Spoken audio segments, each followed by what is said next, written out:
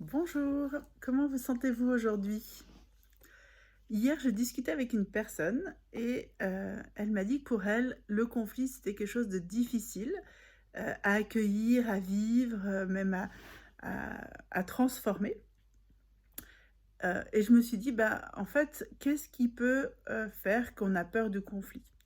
Donc souvent, le conflit est vu comme quelque chose, qui est une attaque pour prendre ou pour défendre. Heu, Ce qui nous paraît pas être entendu, reconnu, où il y a de l'injustice et surtout, on part du fait que, l'autre doit savoir, qui on est, doit tout comprendre et surtout que l'autre doit, répondre à tous nos besoins et le conflit aussi, c'est quelque chose qui a comme image que c'est 2 personnes qui s'opposent.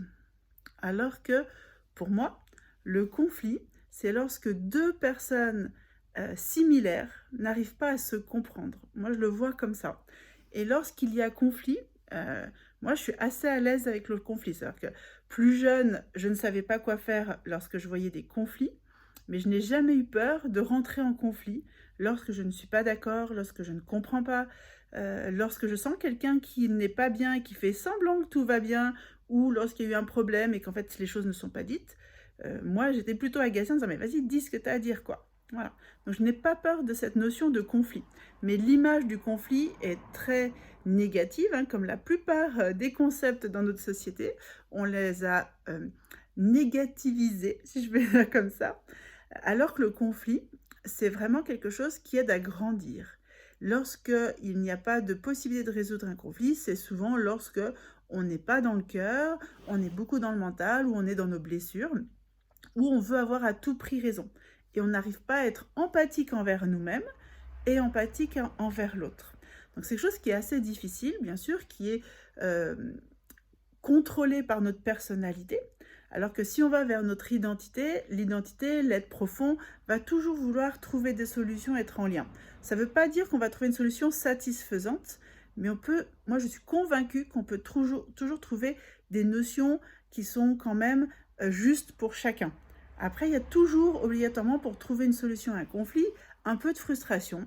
Chacun doit lâcher son concept pour aller plus dans son cœur et dans ce qu'il ou elle ressent, plutôt dans son besoin. Parce que si on reste dans la forme, effectivement, c'est là où il y a un problème. Mais si on va dans le fond, qu'est-ce qui a besoin d'être satisfait? Qu'est-ce qui a besoin d'être rassuré? Qu'est-ce qui a besoin d'être entendu? D'être relevé? Enfin, il peut y avoir des multiples besoins. Et ben là, on va trouver des solutions. Parce qu'en plus, notre être profond va être satisfait parce qu'il ne cherche pas la forme. Lui, il est OK pour la forme.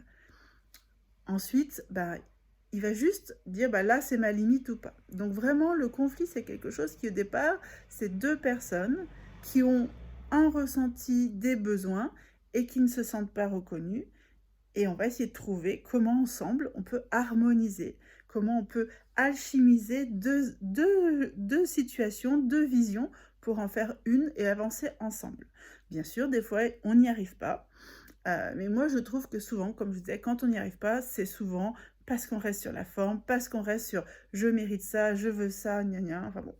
C'est vraiment tout le côté mental, guerrier, je veux posséder, je veux avoir la possession, le pouvoir sur l'autre et là, ben, on n'y arrive pas, ça c'est clair. Mais pour moi, là, le conflit, un jour j'avais vraiment entendu un truc qui m'a touchée et qui a donné sens à ce que moi je ressentais, à ce que je voyais dans le conflit, qui étaient ces besoins non exprimés, non reconnus, que ce soit d'un côté ou de l'autre.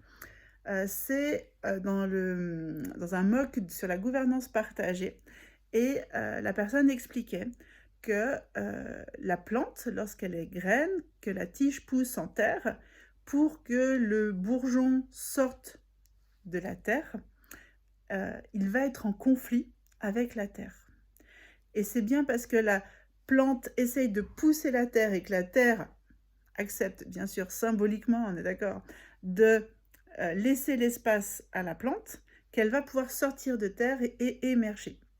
Je trouvais que c'était une image vraiment belle où 2 puissances se rencontrent et comment elles peuvent s'alchimiser pour donner quelque chose de nouveau. Donc Vraiment, ça, c'est important. Aujourd'hui, on voit bien que dans les conflits, que ce soit, mondiaux, sociétaux, individuels, il y a cette notion où on est l'un contre l'autre. Je le vois dans les couples, je le vois dans les relations amicales, parfois entre les enfants aussi, hein. C'est celui qui veut avoir raison. Et si on disait que tout le monde a raison, en fait? Si on se disait que les 2 points de vue sont OK, par contre, ces 2 points de vue, comment ils peuvent s'associer? Comment ils peuvent, se coopérer pour arriver à un résultat satisfaisant pour les 2? Dans les couples, par exemple, on a entendu toute notre vie: «Oui, il faut faire des compromis». Alors, je ne suis pas pleinement d'accord et ce n'est pas faux non plus. Mais le mot compromis, a une connotation où il y en a un qui va s'écraser par rapport à l'autre. Alors que pas du tout. On peut très bien avoir chacun un besoin, chacun une vision et essayer d'aller trouver qu'est-ce qui nous relie l'un à l'autre pour aller de l'avant. Hein, c'est ça le but. Et c'est surtout qu'il faut aussi du temps. Et aujourd'hui, plus qu'à n'importe quelle époque, je crois, la notion du temps, on l'a perdue. C'est la plus grande richesse. Pour régler un conflit, il faut se donner du temps.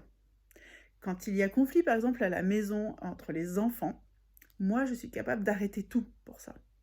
Voilà. J'arrête tout et ça devient une priorité. Je suis capable, de ne pas aller travailler, je suis capable d'arrêter les activités, de faire à manger et dire: «OK, je vois qu'il y a une tension». Alors, bien sûr, pas tout de suite, hein, mais dire: «OK, ben, je vois que là, depuis plusieurs minutes, plusieurs heures», parce que des fois, ça se répète sur des heures ou de la journée, je vois que ça n'a pas arrêté toute la journée. Donc là, on s'arrête. On arrête les activités, on arrête de faire, on se pose et on discute. Qu'est-ce qui se passe? Donc chez les enfants, le cadeau, c'est que ça dure jamais une plombe en général, ou vraiment, faut qu'ils aient gardé, ils osent pas, ils ont caché, mais bon, moi je suis assez intuitive, donc je vois aussi, à travers le langage du corps, qu'il y a quelque chose qui va pas. Donc quand ça devient très intense, on se pose, on discute, quitte à ce que, on s'explose la figure par les paroles, qu'on devienne un peu dans l'excès. Ben, écoutez, il faut parfois passer par là. C'est pas agréable, on fait attention à ce qu'on dit, on fait attention aux mots qu'on dit, on essaye de prendre conscience de ça. Mais pourquoi éviter ça? Parce que derrière, après, il y a de la souffrance de chaque part, de chaque part. Donc vraiment, la notion du conflit, pour moi, c'est quelque chose qui est à se réapproprier, à transformer l'image, hein, l'image mentale qu'on en a, les concepts, les archétypes, parce qu'il y a vraiment toute une notion de concept autour du conflit, où on voit que la guerre, que l'un qui prend le pouvoir sur l'autre. Ça, c'est archaïque et c'est dépassé. Pour pouvoir vivre et évoluer aujourd'hui, il faut apprendre à vivre le conflit autrement. Voilà. Donc j'espère que cette vidéo vous inspirera, vous fera réfléchir, c'est surtout ça, vous donne justement une piste d'évolution. Si vous avez des questions, si vous vous posez, vous vous demandez comment, bah, on y arrive, bien sûr, il y a des outils. La première chose, comme je disais, c'était vous donner du temps, c'est la communication, c'est oser dire ce qu'on ressent, c'est créer un espace pour ça. Donc il y a vraiment plein de choses aujourd'hui, plein d'outils pour ça. Ça, c'est vraiment les premiers pas. Il faut oser le conflit. Je vous embrasse et puis je vous dis à bientôt.